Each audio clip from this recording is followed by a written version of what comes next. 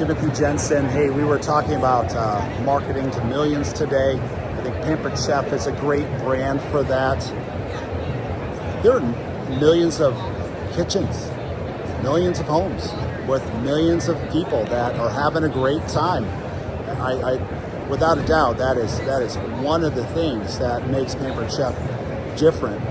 And I was able to speak to one of the, let's call them, lack of a better term that I don't know, consultant. So when they do the in-home visits, that's the person that comes when you host a party. I think that party aspect is,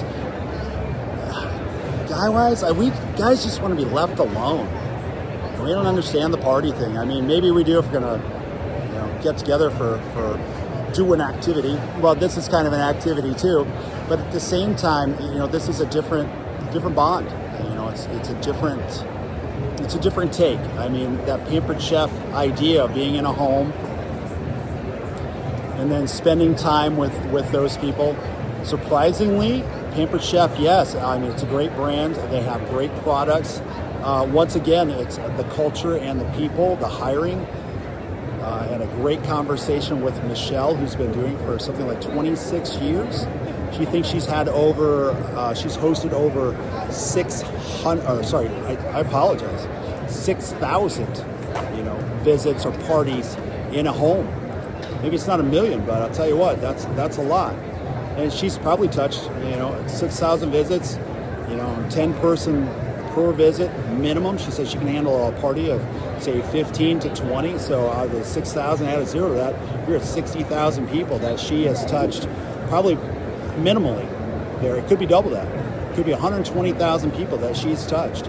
And that's just people that showed up. That's not people that she's contacted or didn't show up or showed up later. Maybe some showed up again. And the thing is with marketing and how Pampered Chef fits into that, despite the way it looks, this is a tech, of all of them I've been to here, this is a very tech-heavy company. They do marketing differently, and they do it well. I mean, they're doing it in person, but they're driving it through technology in new and different ways that you could do yourself, honestly. So what's one of the tips or tricks of that stuff? You got to start with, having a group, people and friends, family and friends. You got to start with that group. But the best information or knowledge out of that for tech or marketing on that is, how do I get out of that family and friends group? How do I get out of that group as fast as possible? Which I always thought, I started my career years ago with selling life insurance, and then moving into stocks, bonds, annuities. I would say that on the investment side, that's something that I've done. It is so difficult to come into someone's home and sit down with them and talk about their finances. It is a guarded secret in a lot of those homes, especially if it's not good. If finances are not good, nobody wants to talk about it. Family sure as heck doesn't want to do it. It is a primary driver of divorce.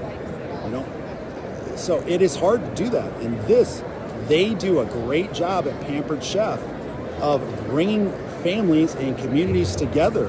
And here, the people that are able to, I believe today there's a discount on getting started as a consultant and do that. But they're able to start their business on that same kitchen table that I would struggle with, where someone knows they need life insurance, but they literally can't afford it.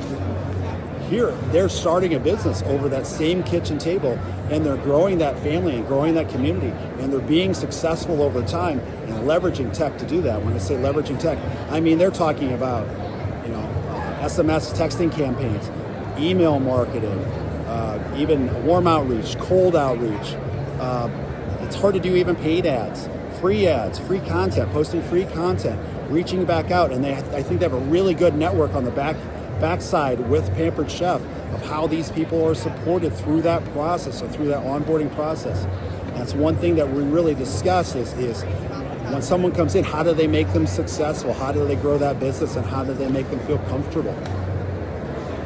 Multitude of ways to do that. But at the end of the day, it does come down to hiring, culture, that ability. And we've talked about it many times over the years. How do you get started in insurance, investments, or whatever? And the best information or knowledge that Michelle had given me is get out of what you're comfortable with right away, as fast as you can. Run from that comfort. Get into what's going to make you successful over time. She doesn't know 60,000 or 120,000 people. Your goal out there for marketing, if you're marketing to millions, whether it's $1 million, millions of people, or millions of products, whatever that million thing needs to be, 1 million touches. Contact everybody 10 times and you got so many people, 1 million touches, whatever that takes.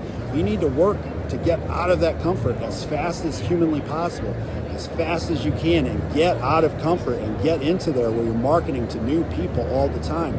But you're doing it in a way that provides value to the people you're marketing to, provides value to the business, and it's really not tarnishing the business's name or what they do or type of product. Like your products are top notch. I mean, the Pampered Chef products are top notch. You're not going to find a better product that they're selling. They don't sell junk. That's a secret too. They're not selling junk. So if you're marketing junk, you're in the wrong place. So, hey, Timothy Jensen, hope you're having a great day. Tech heavy, I'm telling you, but it's still a warm touch. They're sitting down at the kitchen table, they're cooking stuff with the kids, with having people come over, make some cookies, bake some, some type of churro thing.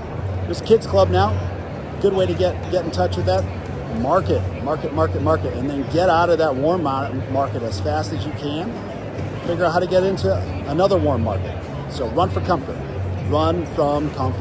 Hey, have a great day.